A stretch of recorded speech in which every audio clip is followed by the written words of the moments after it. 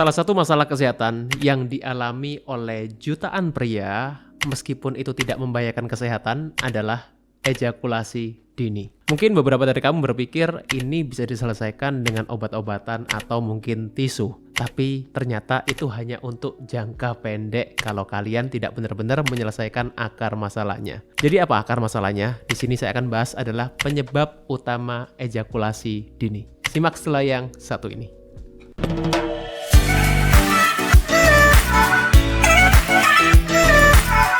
Jangan remehkan gula darah yang tinggi karena ini bisa berdampak pada kesehatanmu yang lain. Gula darah yang tinggi itu bukan hanya karena makanan atau minuman yang manis. Kalau kamu sudah nggak makan yang manis-manis atau minum tanpa gula, kemudian gula darahnya masih tinggi, itu artinya ada yang salah dengan tubuhmu. Dan kemungkinan besar itu terjadi karena apa yang kamu konsumsi setiap hari. Masalah gula darah itu memang terlihatnya mudah, tapi faktanya jauh lebih kompleks dari itu. Karena penyebab gula darah yang tinggi itu setiap orang berbeda-beda. Pengaturan pola makan yang tepat dapat berkontribusi sangat besar terhadap masalah gula darah yang kamu alami. Dan Healthy Cook dapat membantu kamu yang punya masalah gula darah melalui pengaturan pola makan yang tepat karena Healthy Cook ini didesain secara personal sesuai dengan kebutuhan masing-masing pasien. Untuk kamu yang ingin tahu lebih detail soal Healthy Cook, kamu bisa langsung kunjungi Instagramnya @healthycookstore atau kamu juga bisa kunjungi link di bawah ini. Mari kita lanjut videonya.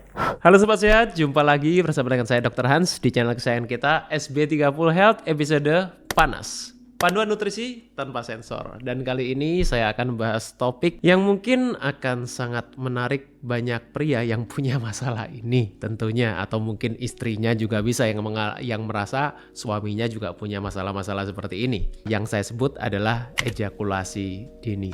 Ejakulasi dini itu apa? Tentu dalam arti semua orang punya pengertian masing-masing. Wah, ini keluarnya cepat atau ya berbagai macam yang selama ini dikatakannya adalah masalah-masalah seksual pada pria. Nah, tapi saya ambil dari salah satu web, ya, WebMD, yaitu kapan sih pria ini dikatakan mengalami ejakulasi dini. Nah, tentu saya nggak perlu jelaskan lagi ya ejakulasi itu apa. Saya kira Sobat Sehat udah pada pinter-pinter semuanya. Tapi kapan disebut ejakulasi dini itu lebih penting.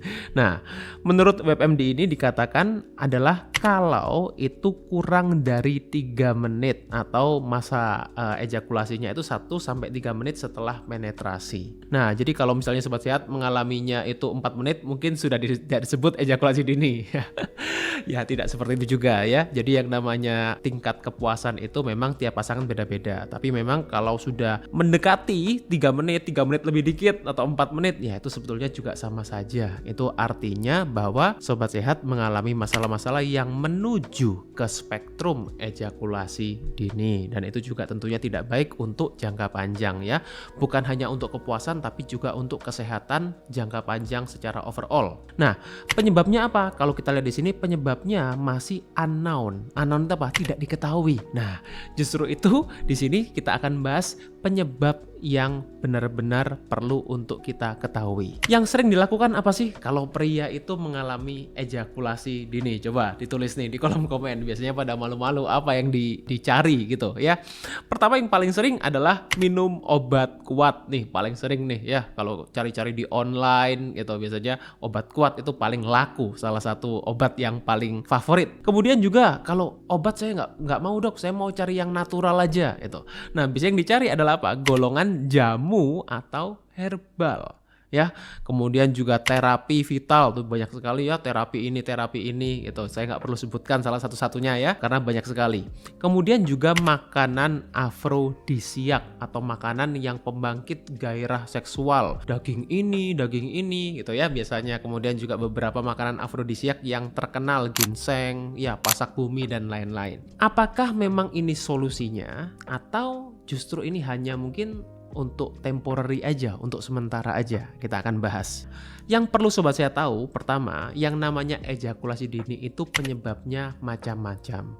Di sini saya bagi jadi 2 penyebab utama. Pertama adalah dari faktor psikologis, yang kedua adalah faktor biologis. Nah, psikologis itu apa? Macam-macam. Perasaan malu, perasaan takut, perasaan cemas ya, kemudian juga stres yang tinggi, kemudian juga ada trauma macam-macam ya, traumanya orang kan juga beda-beda.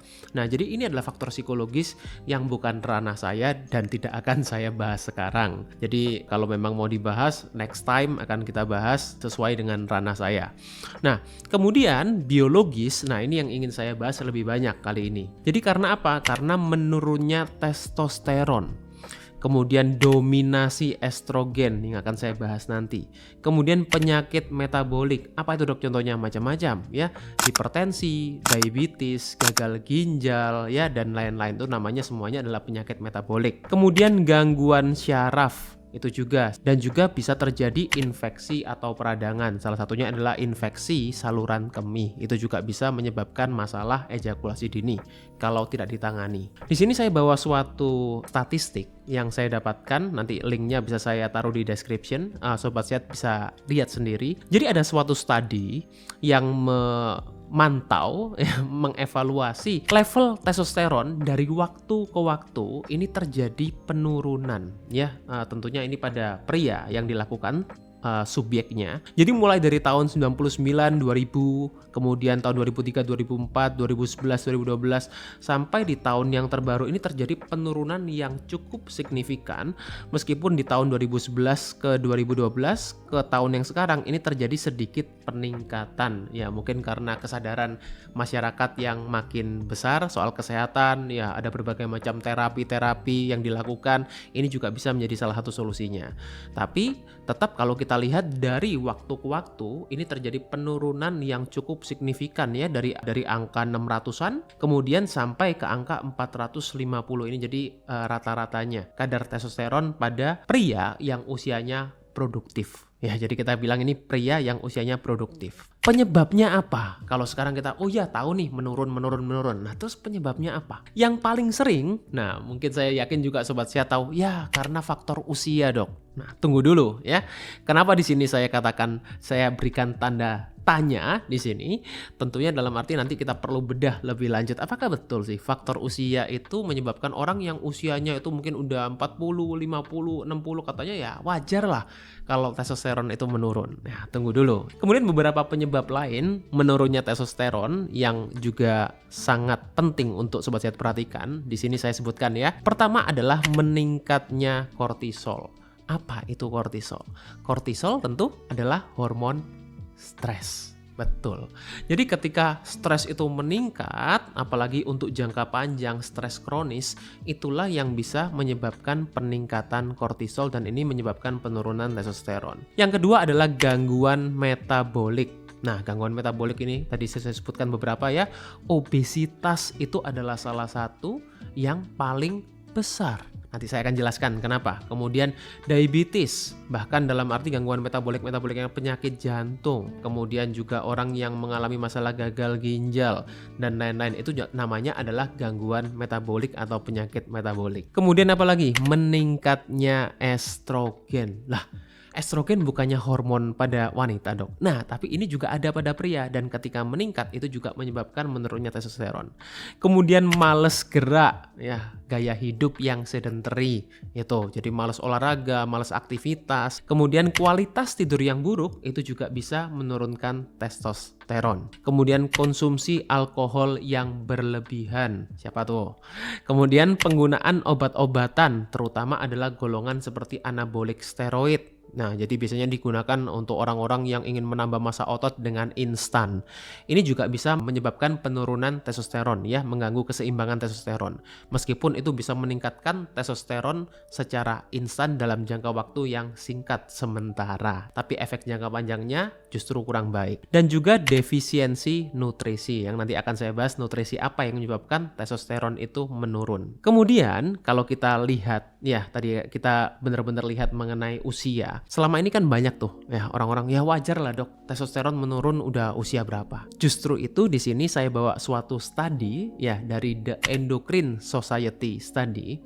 Di sini justru judulnya Sobat Sehat kalau baca aja langsung paham. Older age does not cause testosterone levels to decline in healthy men.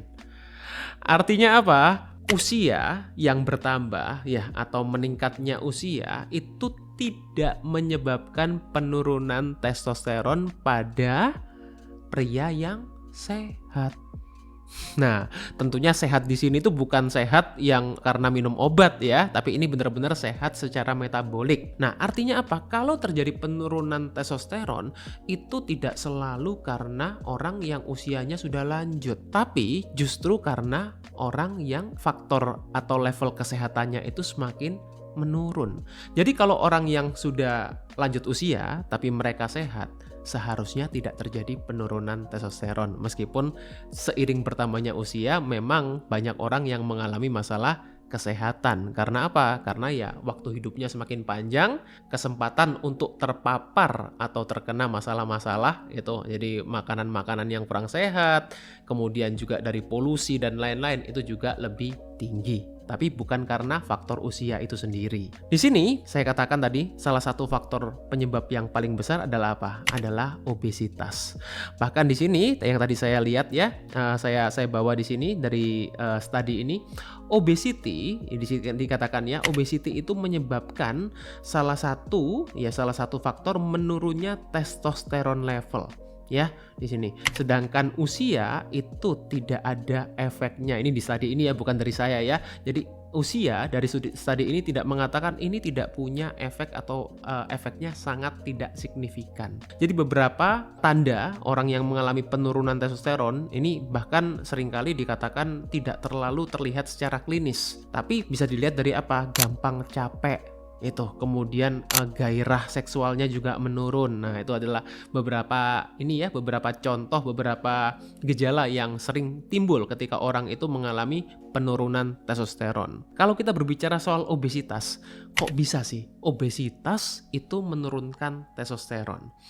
Pertama, karena obesitas itu sudah termasuk penyakit metabolik yang tadi saya katakan. Nah, yang namanya penyakit itu apa? Terjadi gangguan keseimbangan, terutama adalah keseimbangan hormonal kalau kita berbicara mengenai obesitas. Jadi ini bukan cuma sekedar orang yang kelebihan berat badan, tapi sudah levelnya sudah obesitas. Nah, di sini ya dibaca. Ketika orang itu obesitas, mereka mengalami masalah ini. Jadi hypothalamic pituitary testicular axis. Jadi ada hubungan antara kita hipotalamus kita, kelenjar pituitari itu yang memproduksi juga yang berpengaruh pada produksi testosteron, dengan testicular. Ya, testicular itu kelenjar testis pada pria. Nah, itu jadi sangat berpengaruh. Di mana itu disebabkan utamanya adalah penyebabnya karena resistensi insulin dan penurunan seks hormon binding globulin. Tidak perlu dihafalkan. Ya, jadi SHBG atau sex hormone binding globulin itu ada di kita punya liver. Nah, itu sebabnya nanti juga berhubungan dengan estrogen juga yang nanti akan saya bahas. But the point, intinya apa? Ketika orang itu mengalami obesitas yang disebabkan karena berbagai macam hal, ini akan berpengaruh langsung pada penurunan level testosteron. Kalau kita tadi Sobat Sehat sempat baca resistensi insulin, ya itu adalah akar, ya salah satu akar masalah terbesar dari orang yang mengalami obesitas. Saya kira sudah sering saya bahas ya di video-video saya yang lain mengenai resistensi insulin. Yang sering nonton SB30 Health, ya sering mengikuti saya, Dr. Sung pasti sudah hafal. Mengenai dalam arti kita sering bahas mengenai yang namanya resistensi insulin. Kenapa? Ketika orang mengalami resistensi insulin, inilah yang menyebabkan hormon insulin kita itu ya tidak bisa diterima yang kemudian akan menyebabkan berbagai macam gangguan, salah satunya adalah diabetes. Tapi sebelumnya ya orang itu seringkali akan mengalami apa? Mengalami problem-problem seperti salah satunya adalah obesitas. Tidak semua orang yang mengalami resistensi insulin itu mengalami obesitas. Tapi orang yang mengalami obesitas itu besar sekali probability-nya mereka sebelumnya mengalami yang namanya resistensi insulin. Nah, penyebabnya apa? Macam-macam. Yang paling sering adalah frekuensi makan yang sering. Jadi kalau Sobat Sehat makan sehari itu lebih dari 3 kali, itu yang dikatakan sering. Inilah yang menyebabkan masalah resistensi salah satunya ya. Apalagi kalau makannya 6 kali, 7 kali. Nah, yang dikatakan makan itu bukan cuma makan besar ya. Semua makanan yang dimasukkan ke mulut, entah itu cemilan, jus, ya, smoothie, kemudian kita makan cake, kita makan pastry, itu juga namanya makan. Jadi bukan cuma makan nasi, makan mie, bukan cuma itu. Kemudian karbohidrat olahan yang tinggi. Ya, karbohidrat olahan contohnya apa, Dok? Kerupuk, keripik, cake tadi. French fries itu adalah karbohidrat olahan. Roti-roti, ya itu semuanya adalah karbohidrat olahan. Kalau kita konsumsi dalam jumlah yang tinggi, ini juga bisa menyebabkan resistensi insulin. Kemudian fruktosa. Nah, saya kemarin sempat banyak dapat pertanyaan. Loh, Dok, bukannya buah itu sehat? Kenapa kok buah itu dikatakan juga bisa menyebabkan resistensi insulin? Karena problemnya bukan di buahnya, tapi karena kita tidak tahu batas fruktosa yang perlu kita konsumsi, yang dalam waktu 1 hari itu berapa batas yang masih aman. Karena kalau kita dapatkan fruktosa dari buah pun, kemudian ditambahkan dengan fruktosa dari sumber yang lain, memang yang bermasalah bukan buahnya, tapi salah satu kontributor fruktosa yang cukup tinggi adalah buah itu juga. Nah, itulah yang menyebabkan fruktosa ini bebannya ke liver, yang menyebabkan resistensi insulin juga. Dan tentu paparan toksin yang terus-menerus, ya, toksin ini tidak harus kita konsumsi kemudian langsung bermasalah gitu, enggak ya. Justru toksin yang kecil, ya salah satunya apa? MSG. Nah, itu adalah toksin juga di dalam tubuh kita, dan itu ada juga studinya, nanti mungkin bisa saya taruh di link ya. Ini juga bisa menyebabkan resistensi insulin kalau kita konsumsi secara terus-menerus. Sedangkan yang tadi saya ambil beberapa penyebab testosteron menurun, salah satunya saya sebutkan apa? Obesitas. Salah duanya itu adalah dominasi estrogen. Nah, kenapa sih dominasi estrogen ini juga menjadi salah satu biang keroknya testosteron yang menurun? Pertama, ya karena estrogen itu seharusnya memang tidak ada di pria. Ketika estrogen itu meningkat, otomatis testosteron akan menurun. Jadi dominasi estrogen disebabkan karena apa? Banyak hal. Ya, di sini saya sebutkan beberapa. Yang pertama adalah karena konsumsi junk food. Ya, itu yang paling besar meningkatkan estrogen. Contohnya apa, Dok? French fries, es krim, donat, dan lain-lain ya. Fried chicken. Nah, itu juga termasuk junk food. Itu. Nah, ini akan menyebabkan dominasi estrogen, peningkatan estrogen pada pria yang tidak seharusnya. Kemudian konsumsi alkohol yang berlebihan, jelas karena mengganggu kerja liver. Kemudian proses dairy. Nah, ini ya, sebetulnya bukan tidak semua dairy itu bermasalah, tapi kalau kita konsumsi proses dairy, ini yang menyebabkan dominasi estrogen. Contohnya apa? Proses cheese, keju olahan, flavored yogurt yang rasa-rasa, itu pun juga bisa meningkatkan estrogen, terutama pada pria ya, yang seharusnya estrogennya tidak tinggi. Kemudian karbohidrat olahan tadi sudah saya bahas, apa aja contohnya. Kemudian toksin tadi juga sudah saya bahas, MSG salah satunya. Kemudian apalagi pengawet, pewarna, perisa sintetis, pengembang, pengenyal, dan lain-lain, itu semuanya adalah toksin, dianggap oleh tubuh kita sebagai racun. Kemudian makanan-makanan yang GMO itu juga. Kemudian mikroplastik. Nah, mikroplastik ini kita dapatkan dari mana? Tidak selalu yang kelihatan, bahkan di kemasan-kemasan plastik ya, jadi food container yang tidak food grade ya, terutama ya, itu bisa menyebabkan paparan mikroplastik juga, apalagi kalau makanannya panas-panas dimasukkan atau dihangatkan bersamaan dengan packagingnya, food containernya. Nah, itu juga perlu berhati-hati. Nah, lalu gimana, Dok, dengan makanan-makanan afrodisiak? Ya, kalau memang saya udah mengalami masalah-masalah seperti ini, apakah memang bisa membantu sih makanan afrodisiak? Karena saya udah nyoba berbagai macam makanan, ya mulai dari yang namanya tiram, daging merah, ya berbagai macam daging kuda, daging kambing, dan lain-lain.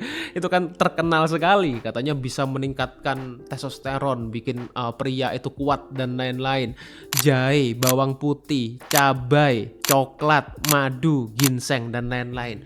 Kenapa, Dok? Saya udah makan ini semua, ya mungkin buat yang udah nyoba, kok rasanya tidak terlalu bermanfaat ya. Penyebabnya karena apa? Karena memang bukan karena makanan-makanan ini jelek, bukan. Betul, makanan-makanan afrodisiak ini memang dikatakan afrodisiak kenapa? Karena dia mempunyai kandungan-kandungan di mana kandungan-kandungan naturalnya ini bisa meningkatkan testosteron kita secara alami. Itu betul sampai di sana. Tapi masalahnya apa? Makanan-makanan ini tidak menjadi solusi jangka panjang kalau kita tidak memperbaiki pola hidup kita. Karena apa? Karena makanan-makanan ini pun kalau salah cara proses pengolahannya, ya misalnya daging merahnya kita goreng, atau mungkin dalam arti kita cabenya kita buat sambal kita goreng, ya dalam arti itu tidak bermanfaat, justru bisa menyebabkan masalah kesehatan.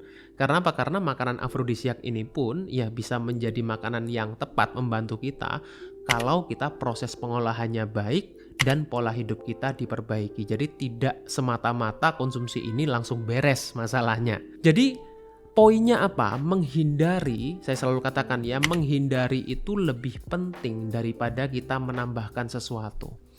Mindset orang pada umumnya, mereka selalu berpikirnya apa? Ya ditambah makan ini, makan ini, makan ini. Makanan apa? Makanan apa yang bisa membantu ya? Salah satunya tadi yang makanan afrodisiak itu. Nah, padahal sebetulnya makanan afrodisiak, suplemen, herbal, jamu, apapun itu sifatnya hanya membantu. Sekali lagi, saya bukan mengatakan bahwa makanan itu jelek. Tentu itu makanan itu bisa bermanfaat kalau apa? Kalau proses pengolahannya tepat, jumlahnya tepat, dan kita juga bisa memperbaiki pola hidup kita secara keseluruhan. Itu yang lebih penting. Yang kedua, tadi saya ingatkan sekali lagi, estrogen tinggi. Kalau estrogennya masih tinggi, meskipun kita konsumsi makanan-makanan afrodisiak dan lain-lain, itu juga akan menyebabkan testosteronnya rendah. Jadi tidak bermanfaat selama estrogennya tinggi. Kemudian apalagi kalau kortisolnya tinggi, masih stresnya tinggi, terus ya kronis, ini juga menyebabkan testosteronnya rendah sekalipun sudah konsumsi hal-hal yang baik tadi. Jadi gimana? Perbaiki keseimbangan hormonnya terutama ya. Pria itu memang punya estrogen. Jadi bukan kita hilangkan estrogennya, bukan. Tetap ada, tapi diperbaiki keseimbangannya. Testosteron pun bukan semakin tinggi semakin baik ya, karena itu juga bisa menyebabkan masalah kalau terlalu tinggi. Jadi yang paling penting apa? Diperbaiki keseimbangannya dan juga perbaiki pola hidupnya. Itu yang paling penting. Nah, di sini jadi saya share ya beberapa pola hidup yang mendukung buat sobat sehat yang ingin meningkatkan testosteron secara alami tanpa ada efek-efek samping dari obat-obatan dan lain-lain tentunya. Kita ada di sini ada 5 pola hidup yang mendukung. Yang pertama adalah apa? Tentu sobat sehat udah banyak yang tahu, olahraga beban. Yes, olahraga beban ya ini baik untuk pria maupun wanita, sebetulnya dua-duanya ini mampu untuk meningkatkan testosteron. Pada wanita itu juga baik ya, karena wanita juga punya testosteron meskipun jumlahnya tidak setinggi pria. Nah, jadi olahraga beban lakukan secara rutin, lakukan sesuai dengan kemampuan masing-masing. Kemudian yang kedua, penuhi kebutuhan nutrisi. Nah, beberapa di sini yang vital ya, zinc, vitamin D, magnesium, omega 3, boron, selenium. Ini adalah nutrisi-nutrisi yang mampu untuk meningkatkan testosteron secara alami. Kemudian tidur lebih optimal ya, perbaiki kualitas tidur, bukan cuma durasinya tapi juga kualitasnya. Kurangi alkohol dan rokok, tentu sudah tahu, dan yang paling penting apa tadi? Kelola stres ya. Karena stres ini meningkatkan kortisol, apalagi kalau stresnya kronis ya, bisa menurunkan testosteron, ya bisa menyebabkan obesitas dan lain-lain. Nah, makanya kelola stres dengan cara yang tepat, bukan dengan cara makan apapun supaya kita bisa happy, itu happy-nya hanya sementara. Jadi kelola stres ya dengan cara yang bijak, ya olahraga bisa, atau mungkin dengan kita melakukan hobi yang baik juga bisa ya. Semoga di sini sobat sehat bisa paham bagaimana caranya kita untuk mengatasi ejakulasi dini ya tanpa obat-obatan, dengan cara natural, tentunya membuat kita hidup lebih sehat. Semoga bisa diterima dan juga bisa di-sharing ke teman-teman yang lain. Stay fit and stay healthy. See you. Beberapa pola hidup yang mendukung buat sobat sehat yang ingin meningkatkan testosteron secara alami tanpa ada efek-efek samping dari obat-obatan dan lain-lain tentunya. Yang pertama adalah apa? Tentu sobat sehat udah banyak yang tahu, olahraga beban. Yes, Kemudian yang kedua, penuhi kebutuhan nutrisi. Nah, beberapa di sini yang vital ya, zinc, vitamin D, magnesium, omega 3, boron, selenium. Ini adalah nutrisi-nutrisi yang mampu untuk meningkatkan testosteron secara alami. Kemudian tidur lebih optimal ya, perbaiki kualitas tidur, bukan cuma durasinya tapi juga kualitasnya. Kurangi alkohol dan rokok, tentu sudah tahu. Dan yang paling penting apa tadi? Kelola stres ya. Karena stres ini meningkatkan kortisol, apalagi kalau stresnya kronis ya, bisa menurunkan testosteron, ya bisa menyebabkan obesitas dan lain-lain. Nah,